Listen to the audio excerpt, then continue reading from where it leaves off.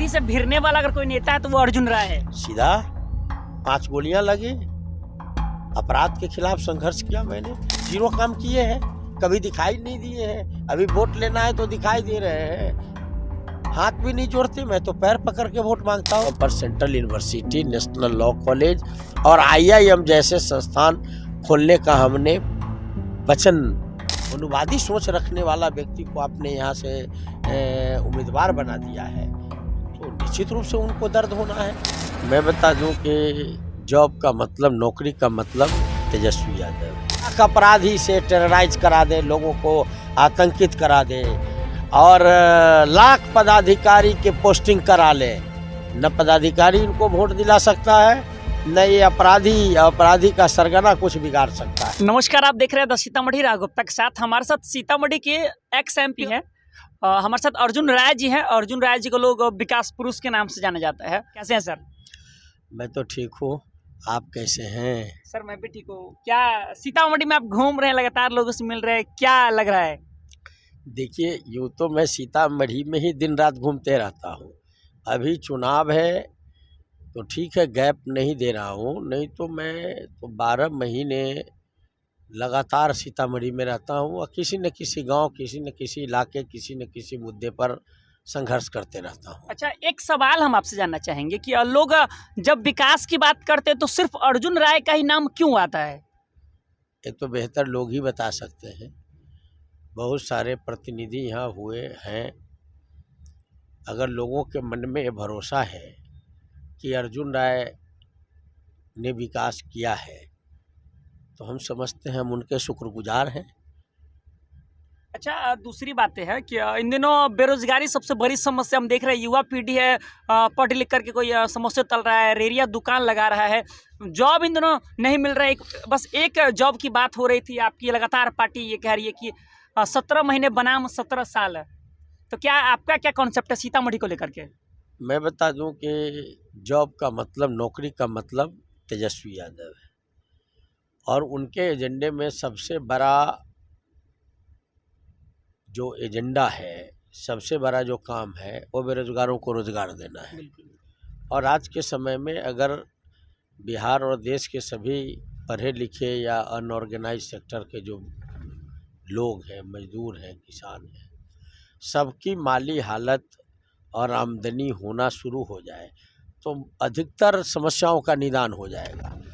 जहाँ तक सीतामढ़ी का सवाल है तो सीतामढ़ी में तो लंबे समय तक लोग रहे, प्रतिनिधित्व किया, लेकिन यहाँ के लोगों के बारे में किसी का सोच नहीं बना। केवल सोच बना कि चुनाव जीतो और अपना काम करो। अच्छा, अर्जुन राय एक ऐसा एक्स MP और लोग कह रहे हैं कि नेक्स्ट MP हैं। ये मैं नहीं, लोग कह रहे हैं एक्स MP और नेक्स्ट MP हैं। अच्छा, अर्जुन राय सारी चीज़ों को लेकर के चलता है, चाहे वो धार्मिक चीज़ें हैं, शिक्षा की बातें है, यूनिवर्सिटी बनाने की बात तो मैंने किसी नेता के मुंह से आज तक नहीं सुना है। पहली बार जब हम लोग पुनर्धाम में मिले तो उस वक्त आपने कहा था कि हम सीतामढ़ी में यूनिवर्सिटी देंगे।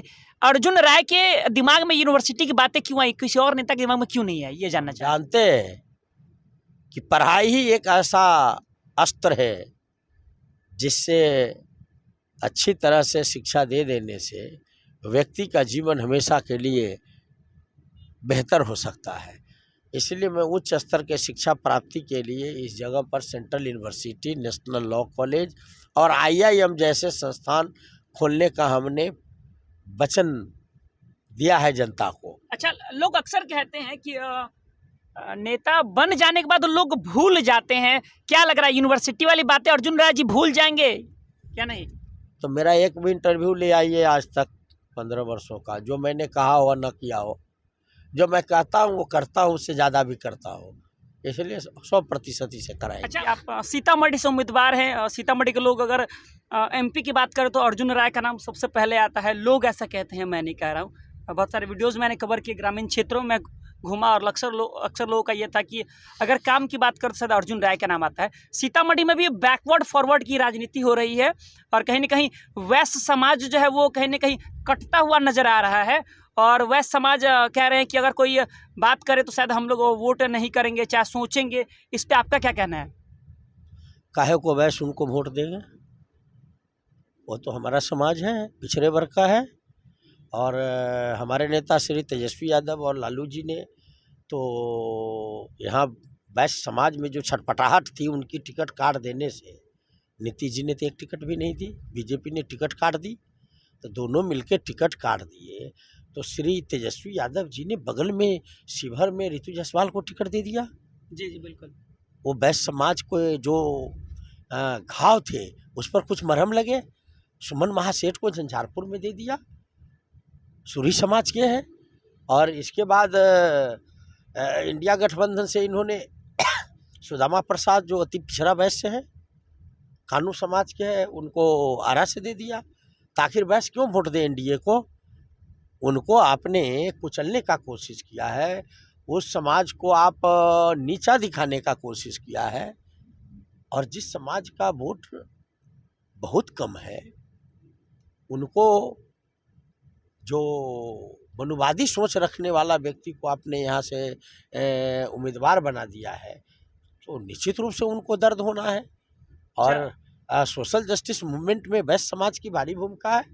और आज सारे वैश्य समाज चूँकि उनको काम पसंद है, तो हमने काम भी किया है, विकास किया तब तो व्यापार बनेगा। बिल्कुल। तो हमने काम किया है। एक आदमी 22 साल से है, प्रतिनिधि बड़े पद पर है, और जीरो काम किए हैं, कभी दिखाई नहीं दिए हैं। अभी वोट लेना है तो दिखाई दे रहे हैं, हाथ भी नहीं जोड़ते। मैं तो पैर पकड़ के वोट मांगता हूँ। अच्छा हाँ, कुछ लोग का ये कहना है कि आप जो साष्टांग प्रणाम कर रहे हैं, मतलब कुछ नेता कह रहे हैं कि ये मतलब दिखावा है, मतलब अर्जुन राय कह रहे हैं, उन लोगों का आप क्या कहना चाहेंगे? मैं मान लिया उनका कहना है दिखावा है, तो उनको कौन रोकता है दिखावा करने से? वो तो प्रणाम करवाना चाहते हैं और वोट भी लेना चाहते हैं। मतलब वो लोग क्या पैर छूने से डर रहे हैं क्या? वो जीवन भर छुलवाए हैं पैर, शूद्र लोगों ने उनका पैर छुआ है, उनके दरवाजे पर चाकरी की है, आज भी वो चाकरी कराना चाहते हैं। तो वो केवल वोट लेने, क्या लग रहा है अर्जुन राय अगर आ रहे हैं तो ये चाकरी वाला सिस्टम खत्म हो जाएगा? अब एकदम खत्म होना ही होना है। चाकरी कराने का कोई उपाय नहीं है। हम अपने जो वंचित समाज है, जो हमारा पिछड़ा वर्ग दलित है, वो स्वाभिमान और सम्मान की लड़ाई हमारे पुरखे लड़ते रहे, हम भी लड़ रहे हैं। अच्छा। आगे भी लड़ते रहेंगे। आप अपने हर एक इंटरव्यू में एकदम अलग अंदाज से कहते हैं और मुस्कुराते हुए रहते हैं, मतलब हमेशा चेहरे पे मुस्कुराहट देखने को मिला, भी मुस्कुरा रहे हैं। क्या लग रहा है, क्या क्या कहना चाह रहे हैं? इस मुस्कुराहट से क्या मैसेज देना चाह रहे हैं लोगों को? मैसेज देना चाह रहे हैं कि लोगों के मन में जो प्यार है, इस बार प्यार उफान पर है। ये प्यार उफन रहा है और किसी का सुनने वाला लोग नहीं है। लाख अतिक्रम कर लें, लाख अपराधी से टेरराइज करा दे, लोगों को आतंकित करा दे, और लाख पदाधिकारी के पोस्टिंग करा ले, न पदाधिकारी इनको वोट दिला सकता है, न ये अपराधी का सरगना कुछ बिगाड़ सकता है। और जो नेता अपराधी से सीना भिड़ा के संघर्ष अपराध के खिलाफ नहीं करेगा, वो जन नेता नहीं हो सकता है। अर्जुन राय को 5 क्या लग रहा है कि अपराधी से भिड़ने वाला अगर कोई नेता है तो वो अर्जुन राय है? सीधा 5 गोलियां लगी, अपराध के खिलाफ संघर्ष किया मैंने। तो ये राजनीतिक अपराधी गठजोड़ है, और सत्ता के आड़ में जो जंगल राज सीतामढ़ी में इन्होंने बना रखा है, इसे उखाड़ फेंकना है। अच्छा, लोग तो आरजेडी को जंगल राज बता रहे हैं, फिर आप किस जंगल राज उखाड़ने की बात कर रहे हैं? कभी भी कोई पिछड़े वर्ग का व्यक्ति बड़े जगह पर जाता है तो उन्हें अपमान झेलना पड़ता है। हमारे पुरखे झेले हैं, गांधी ने थप्पड़ खाया, अंबेडकर अपमान झेले, जननायक कर्पूरी ठाकुर ने अपमान झेला, आदरणीय लालू प्रसाद जी अपमान झेल रहे हैं, तो हम कौन चीज़ है भाई? सर एक आखिरी सवाल है, क्या सीतामढ़ी का बैकवर्ड समाज जो है वो अर्जुन राय को अपना पाएगा, या और अर्जुन राय अपना प्यार अपने बैकवर्ड सीतामढ़ी के समाज उसको कैसे देंगे? देखिए, हम चाह के भी बैकवर्ड से अलग हो नहीं सकते हैं, तो हैं। लेकिन हमको सवर्ण में भी अच्छा समर्थन है। सब जानता है कि कास्टलेस आदमी है, विकास वाला आदमी है, ईमान वाला आदमी है, सबको साथ ले चलने वाला आदमी है। वोट देते हैं तो उसका चुकता हिसाब कर देता है।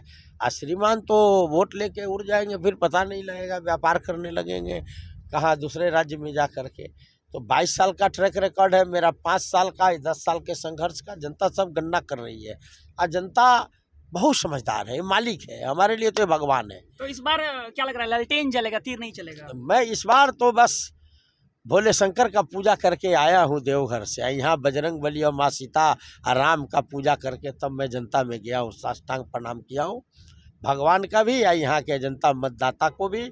और मुझे लगता है कि जो जनता के शरण में चला जाएगा पूरे मनोयोग से, तो जनता उसे सीने से लगा लेती है। तो प्रत्येक दिन जनता में ग्रेजुअली जो रफ्तार है वो तेज हो रहा है, और ये रफ्तार इतना तेज हो जाएगा कि श्रीमान को ये पता चल जाएगा कि जनता क्या चीज़ होती है, और किसी समाज को कुचल देना, उसकी भावना को कुचल देना कितना नुकसानदेह हो सकता है, ये श्री नीतीश कुमार जी को भी पता चल जाएगा। और श्रीमान जो उम्मीदवार प्रत्याशी हैं, बड़े आदमी हैं, उन्हें भी पता चल जाएगा। चुनावी यात्रा चल रहा है, इस यात्रा के इस इंटरव्यू सेशन के हम आखिरी वर्ड पे हैं, और अंधे कौवे की एक वर्डिंग हमने सुनी थी, उस पर हम सर से जानना चाहेंगे। सर क्या कहना चाह रहे हैं इस पे आप? देखिए, श्रीमान सभापति महोदय ने कुछ महीने बोला था, जब टिकट के लिए संघर्ष चल रहा था और महागठबंधन में ही श्री नीतीश कुमार थे, जेडीयू था, तो उन्होंने कहा था कि कुछ अंधे लोग नेतृत्व करना चाहते हैं और कौवे काँव काँव कर रहे हैं। तो जो पिछड़े वर्ग के लोग थे, प्रतिनिधि थे, जो जेडीयू में भी आज है, जी आरजेडी में है, सबको उन्होंने कौवे और अंधे शब्दों से संबोधित किया था कि नेतृत्व करना चाहते। तो समाज को ये भूख तो जग ही गया है कि हर कोई अपना प्रतिनिधित्व चाहता है। और श्रीमान चाहते हैं कि हम राज करें या बाद बाकी हमारा रैयत रहे, ये कैसे हो सकता है? तो अंधा कौवा उन्होंने हम लोगों को कहा था, जो जेडीयू के में भी है पिछड़े वर्ग के प्रतिनिधि, और आरजेडी में सब लोगों को कहा था। तो हम लोगों ने तय किया कि भाई ये बात पब्लिक डोमेन में जाए कि आज भी मनुवादी सोच वाले व्यक्ति हम लोग को अंधा और कौवा कहते हैं।